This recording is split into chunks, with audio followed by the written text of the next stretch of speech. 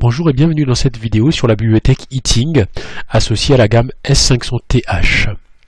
Dans notre vidéo, nous allons présenter le pilotage d'un secondaire pour le chauffage et l'ECS.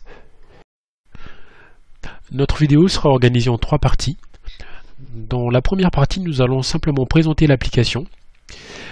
Puis en deuxième partie, nous allons présenter les blocs fonctionnels utilisés ainsi que leur interaction. Et pour finir, nous passerons à la simulation du programme pour contrôler son bon fonctionnement.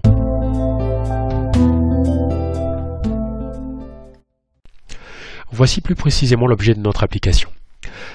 Un premier circuit de chauffage sera piloté selon un départ, fonction de la température extérieure et sans sonde d'ambiance. Le deuxième circuit fonctionnera sur le même principe, mais il sera complété par la présence de sonde d'ambiance et d'une fonction d'optimisation. Dans les deux cas, nous gérerons également le pilotage des circulateurs. Le troisième et dernier programme sera lui consacré au maintien d'une température d'eau chaude sanitaire avec une fonction anti-légionnelle.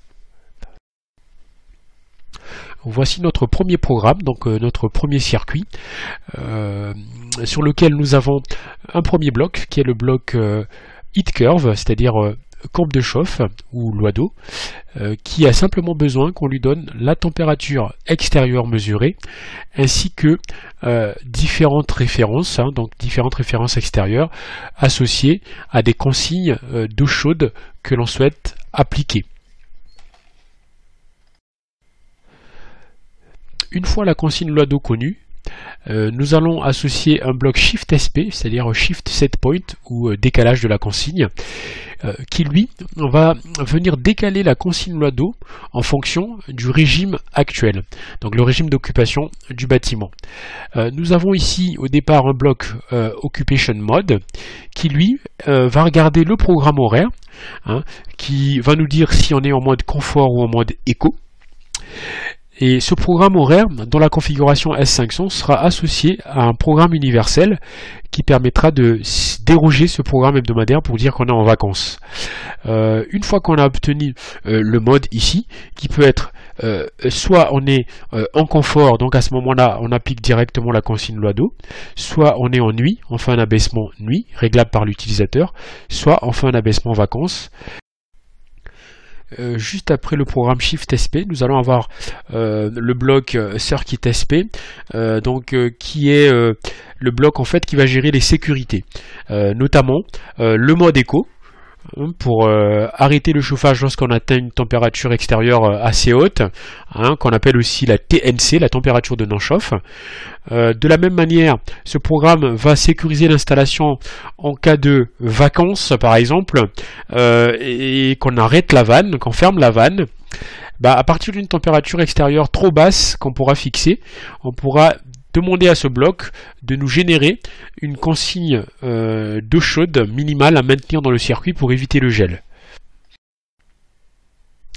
Pour finir sur la température eau chaude de notre circuit, nous allons donc arriver sur un bloc PI qui est le régulateur proportionnel intégral qui lui va comparer cette consigne calculée en permanence avec la sonde départ et par la suite va piloter la vanne. Ici c'est une vanne 0-100%, donc une vanne analogique, pour essayer de toujours maintenir une température départ qui est égale à la consigne qui est demandée ici. Ici plus bas, nous avons donc la gestion des circulateurs qui sont les deux pompes sur le réseau qui vont permettre d'amener l'eau chaude de bout en bout du réseau et d'assurer donc une température quasi constante. Ici nous utilisons le bloc permute-ext qui est un bloc en fait qui va piloter une pompe en permanence sauf qui va permuter la pompe commandée en fonction d'une cause extérieure.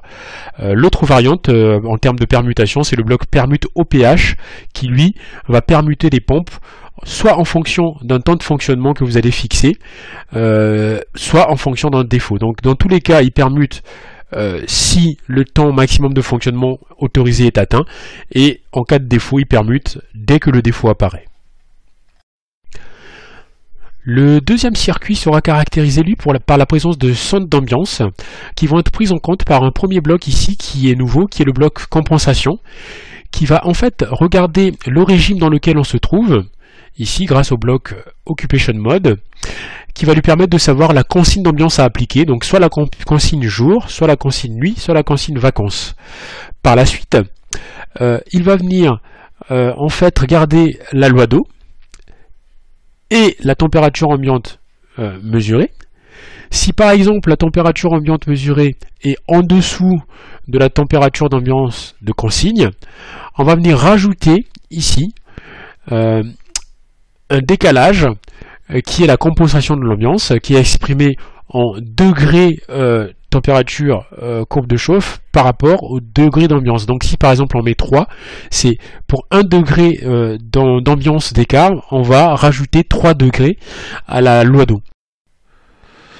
A l'inverse, si je prends le cas où on est trop chaud, donc par exemple on demande 19 degrés, mais on a un écart de 1,5 et qu'on a mis une compensation de 3, donc on va prendre 3 fois 1,5, donc on va soustraire à la loi d'eau 4,5 degrés pour baisser la température ambiante.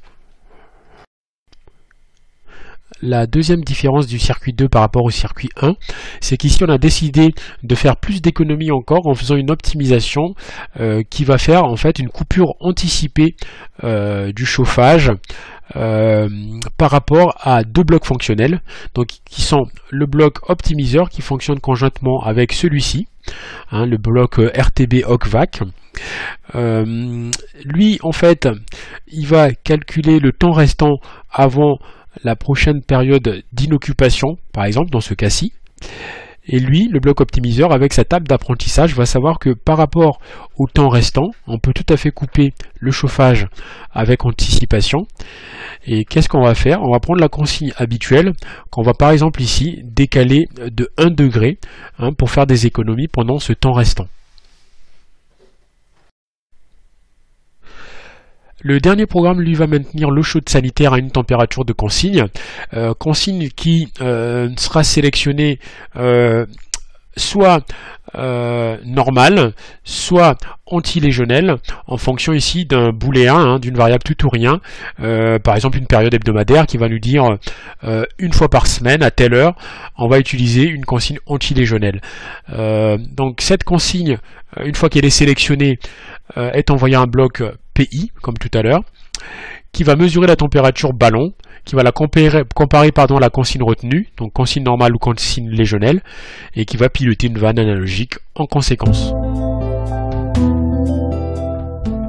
La dernière partie de notre vidéo sera consacrée à la simulation de notre programme. L'atelier d'automatisme permet en effet de tester un programme sur le PC avant de charger celui-ci sur un 500. Une fois la programmation terminée, on va pouvoir construire le projet, vérifier l'absence d'erreur, condition qui doit être remplie pour pouvoir passer cette fois-ci en simulation, en confirmant en faisant démarrer. Donc là, sur mon bloc sélecteur de consignes, j'ai une consigne normale et une consigne légionnelle. Il utilise actuellement la consigne normale parce que je ne suis pas en mode légionnel. Donc je vois ici que cette connexion est bleue ainsi que la variable. Si je double-clique sur ma variable et que je la force à true, je vois un changement de couleur sur la variable et sur la connexion et surtout un changement de consigne. Maintenant on travaille avec la consigne légionnelle. Donc on a bien switché entre cette consigne et celle-là en fonction de l'état de cette entrée. Cette consigne est envoyée à mon bloc PI et actuellement pour une mesure à 0 degré, j'ai ma commande vanne qui est à 100%. Donc je demande 75, je suis à 0. C'est normal que je sois à 100%. Je passe à 70 degrés par exemple en double-cliquant sur ma variable et en la forçant. Ici mon PID est passé à 30%. Donc on voit effectivement qu'on peut aussi avoir un suivi, un peu comme quand on est connecté au S500, on a un suivi qui nous affiche les messages prévus dans la bibliothèque Heating ou les messages que l'utilisateur aura prévus dans son programme. Donc ne pas hésiter à utiliser également cet écran. Merci d'avoir suivi notre vidéo et à bientôt pour d'autres tutoriels.